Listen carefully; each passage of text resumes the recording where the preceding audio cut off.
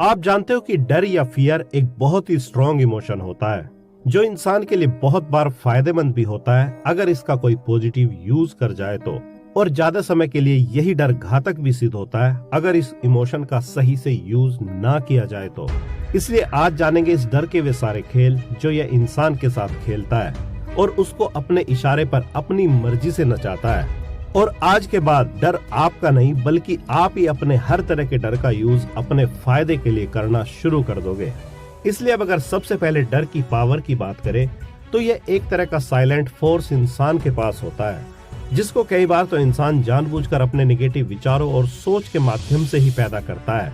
लेकिन ज्यादा बार यह डर खुद पे खुद ही इंसान को घेर लेता है। लेकिन आपको जानकर हैरानी होगी कि डर की शुरुआत हमेशा ही इंसान के अच्छे के लिए होती है, जिसका एक साफ ही संकेत होता है कि अगर आपको डर लग रहा है तो आपको तुरंत के तुरंत ही कोई एक्शन फिजिकल या मेंटल लेवल पर लेने की जरूरत है और अपने डर से बाहर निकलने की जरूरत है। लेकिन जब कोई इंसान अपने डर के संकेत को सही से समझ ही नहीं पाता है तो तब यह डर ही उसके लिए जो फायदे के लिए पैदा हुआ था घातक भी बन जाता है और उसकी बॉडी और माइंड में बहुत से विकार और बीमारियों को पैदा करने का साइलेंट कारण बन जाता है, क्योंकि यह केवल इंसान पर ही डिपेंड करता है कि वह अपने डर का निगेटिव यूज करता है या पॉजिटिव। और अगर आप अब यही सोच रहे हैं कि क्या डर का भी पॉजिटिव और नेगेटिव यूज किया जा सकता है, तो आपको जानकर हैरानी होगी कि जो लोग रिस्की काम करते हैं या अपनी जिंदगी में बहुत बड़े बड़े रिस्क लेते हैं वे डर का जाने अनजाने ही पॉजिटिव यूज कर जाते हैं। क्योंकि जैसे ही इंसान को डर लगता है तो उसके पास दो चॉइस होती है कि या तो वह अपने डर के सामने दीवार की तरह खड़ा हो जाए और इसके बदले वह सब करने का डिसाइड करे जिससे उसका डर उसके सामने आ जाए, और दूसरी चॉइस में इंसान को डर तो लगता है लेकिन वह कुछ भी करने का डिसाइड नहीं करता है, या करने का डिसाइड भी करता है तो वह उतना नहीं होता है जितना कि बड़ा उसका डर होता है। और इसी कारण से यह डर उसको लगातार हर दिन लगता ही चला जाता है, क्योंकि इस कंडीशन में इंसान डर को बस फील तो करता है लेकिन इसको दूर करने के लिए कोई भी स्ट्रॉन्ग स्टैंड नहीं लेता है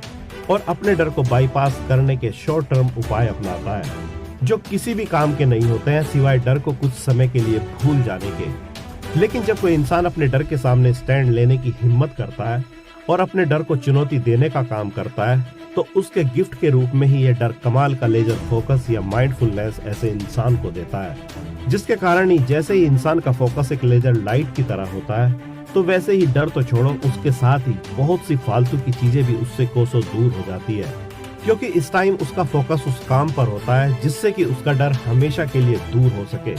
लेकिन अब अगर डर की जरूरत की बात करें तो आपको जानकर हैरानी होगी कि डर भी इंसान की मूलभूत जरूरतों में से एक है और यह हर उस इंसान को लगता है जो भी कुछ बड़ा या नया सोचने या करने का प्लान बनाता है या करता है। इसलिए अगर आपको लगता है कि आपका वास्ता कभी भी डर से पड़ेगा ही नहीं तो शायद ही ऐसा कभी हो सकता है, क्योंकि डर ही बहुत बार वह सबसे बड़ा फैक्टर होता है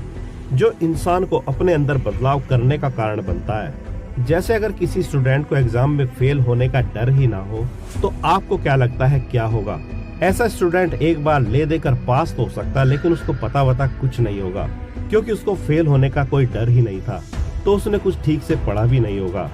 और ठीक ऐसा ही इंसानों की लाइफ में भी रोजाना ही घटित होता है कि या तो इंसान की लाइफ में डर बदलाव लाता है या प्यार बदलाव लाता है, और डर ही मेजॉरिटी ऑफ पीपल की लाइफ को रूल करता है, क्योंकि बदलाव लाने वाला प्यार तो जैसे इस दुनिया से खो ही गया है। और अगर किसी के पास वैसा प्यार हो भी तो भी आपको उसके मूल में भी डर ही मिलेगा जो बदलाव का कारण बनता है, क्योंकि जब प्यार को खोने का डर होता है तो वही रूलिंग फैक्टर होता है। बस प्यार को तो सफलता का लेवल मिल जाता है। इसलिए अगर आपको कुछ भी नया करना हो तो डर से आपका सामना तो होगा ही, यही प्रकृति का नियम है। लेकिन इस डर से आप कितना फायदा उठा पाएंगे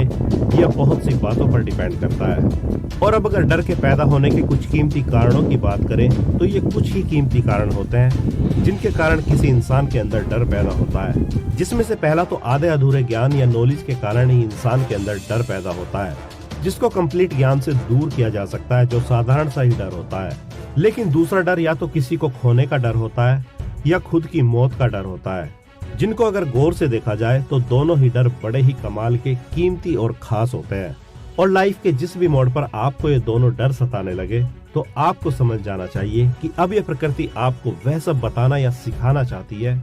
जिसको समझने के बाद आपकी लाइफ बिल्कुल वैसे ही बदल जाएगी जैसे कि आपको किसी दिव्य ज्ञान की प्राप्ति हो गई हो। क्योंकि जब भी किसी को खोने का डर इंसान को सताता है तो तब यह प्रकृति आपके अंदर से लोभ, मोह और काम की सफाई करना चाहती है। और जब आपको खुद की मौत का डर लगता है तो तब यह प्रकृति आपको अपनी आत्मा से साक्षात्कार कराना चाहती है। लेकिन उसके लिए प्रकृति आपके शरीर को नहीं बल्कि आपके माइंड को मरने के लिए मजबूर करती है।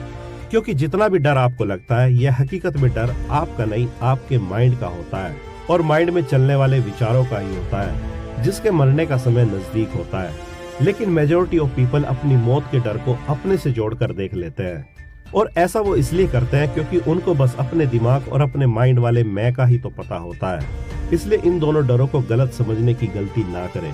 और तीसरा डर भविष्य में घटित होने वाली किसी चीज या घटना को लेकर इंसान को सताता है, जिसका सीधा ही संकेत होता है आपको अपने माइंड के विचारों और उसकी कल्पनाओं को कंट्रोल करना सीखने की जरूरत है। तभी आप इस तरह के डर पर काबू पा सकते हैं, क्योंकि यह डर इंसान के विचारों और कल्पनाओं में ही होता है। और अगर विचारों और कल्पनाओं को ही बदल दिया जाए तो ये डर भी तुरंत ही गायब हो जाता है। और चौथा डर इंसान को जो लगता है वह बड़ा ही स्थूल किस्म का होता है। जैसे आप किसी कठिन परिस्थिति में फंस जाए या कोई खतरनाक जानवर या जीव आपके सामने आ जाए तो इस तरह के डर का तो इंसान खुद ही अपनी समझ के अनुसार सॉल्यूशन निकाल ही लेता है। और अब अगर डर के इंसान की बॉडी, माइंड और सोल पर पड़ने वाले प्रभाव की बात करें तो जब भी कोई इंसान डर में होता है तो उसकी बॉडी और माइंड निगेटिव थॉट्स और फीलिंग्स के कारण दोनों ही बहुत ज्यादा लो वाइब्रेशन पर काम कर रहे होते हैं। और रही बात सोल की, तो डर के समय वैसे इंसान की आत्मा भी उसको कोई रास्ता नहीं दिखा पाती है, जो अपने डर को दूर करने का कोई उपाय खोजता ही नहीं है।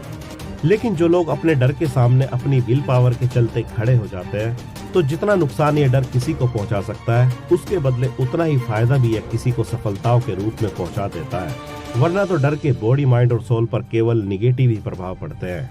और अब अगर लास्ट में डर को खत्म करने या इसके पॉजिटिव यूज करने की बात करें तो जब भी आपको लाइफ में चाहे किसी भी चीज से डर लगे तो आपको सबसे पहले तो यह डिसाइड करने की जरूरत है कि क्या अपॉर्चुनिटी आपको आपका यह डर अभी के लिए दे रहा है।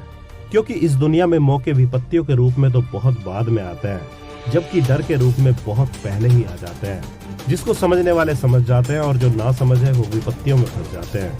और दूसरा, आपको जब पता चल जाए कि आपका डर आपको क्यों सता रहा है, मतलब यही बता रहा है कि क्या नेगेटिव और बुरा आपके साथ हो सकता है, तो तब यही समय होता है जब आपको खुद से ही वह सवाल करना होता है कि क्या करने से आप इस डर से बच सकते हैं। तो जो भी सही उत्तर आपको लगे उसको ही मेंटल और फिजिकल रूप में करना शुरू कर देने की जरूरत होती है।